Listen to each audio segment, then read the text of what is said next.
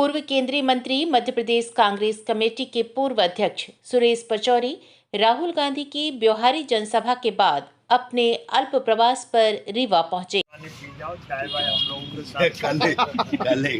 आप देख रहे हैं बुलेट रिपोर्टर। खबर मध्य प्रदेश के रीवा से है। पूर्व केंद्रीय मंत्री, मध्य प्रदेश कांग्रेस कमेटी के पूर्व अध्यक्ष सुरेश पचौरी अल्प प्रवास पर रीवा पहुंचे। इस दौरान पत्रकारों से चर्चा करते हुए सुरेश पचौरी ने कहा कि जनता का आक्रोश अब सड़कों में है। जनता ने परिवर्तन का मन बना लिया है। आज राहुल गांधी जी की ब्योहारी में जो विशाल रैली हुई, उसने संदेश दे दिया है। देखिए, हमारे नेता राहुल गांधी जी का जो ब्योहारी में आज जनसभा हुई है वो अत्यंत सफल हुई है। और जहां तक जन आक्रोश यात्रा का प्रश्न है, तो सवाल ये उठता है कि इस जन आक्रोश यात्रा की जरूरत क्यों पड़ी। पूरे प्रदेश में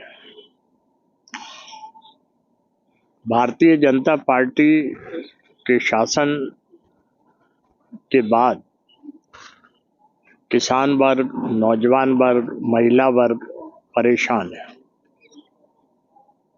जो वादे प्रदेश की जनता से भारतीय जनता पार्टी ने किए थे, सरकार में आने के बाद वो वादे पूरे नहीं हुए।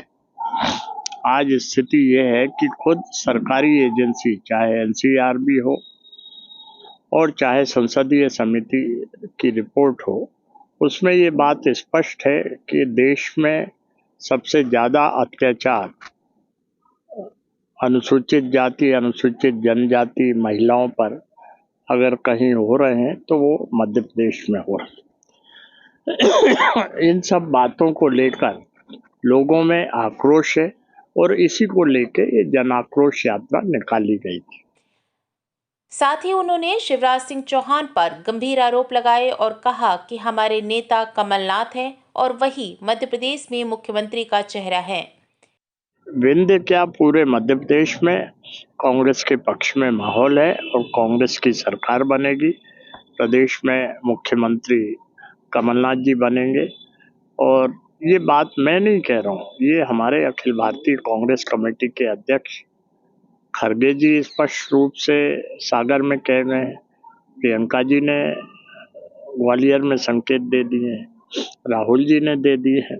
और प्रभारी महोदय से जब पूछा सुरजेवाला जी से भोपाल की एक प्रेस कॉन्फ्रेंस में कांग्रेस का सीएम फेस कौन है, तो उन्होंने कमलनाथ जी की तरफ इशारा करके स्पष्ट किया।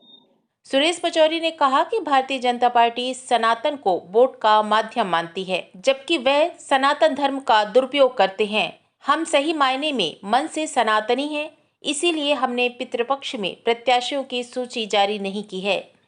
आइए आपको सुनाते हैं कि सुरेश पचौरी ने मीडिया से चर्चा में क्या कुछ कहा है। भारतीय जनता पार्टी केवल राजनीतिक दृष्टि से सनातन धर्म की बात करती है। हम लोग मन से सनातन धर्म का पालन करते हैं। मेरा अपना प्रश्न भी है, तो मैं द्विपीठाधीश्वर जगद्गुरु शंकराचार्य स्वामी स्वरूपानंद जी का दीक्षित शिष्य हूँ। तो अगर हम कहीं पूजा पाठ करके जाते हैं, टीका लगा के जाते हैं, तो प्रदर्शन के लिए नहीं जाते। इसी प्रकार कमलनाथ जी ने जो कहा है वो हनुमान भक्त हैं और उन्होंने जब कहा है कि पितृपक्ष के बाद हम सीट घोषित करेंगे, कांग्रेस के उम्मीदवारों की सूची घोषित करेंगे, तो वो अपने आप में ये इस बात की पुष्टि करता है कि हम मन से सनातन धर्म को मानने वाले हैं। ये राजनीति के लिए सनातन धर्म की बात करते हैं। कमलनाथ जी के अध्यक्ष होने के बाद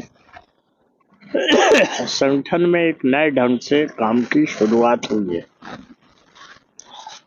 और सेक्टर, मंडल, बूथ कमेटी पूरे प्रदेश में बनी है।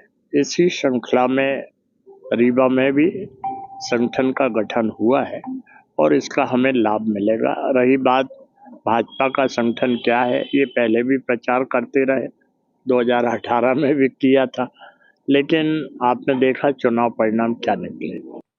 बुलेट रिपोर्टर के लिए ब्यूरो रिपोर्ट रीवा। नए वीडियोस एवं ताज़ी खबरें मिलती रहें, इसके लिए हमारे चैनल को लाइक, शेयर और सब्सक्राइब करना ना भूलें।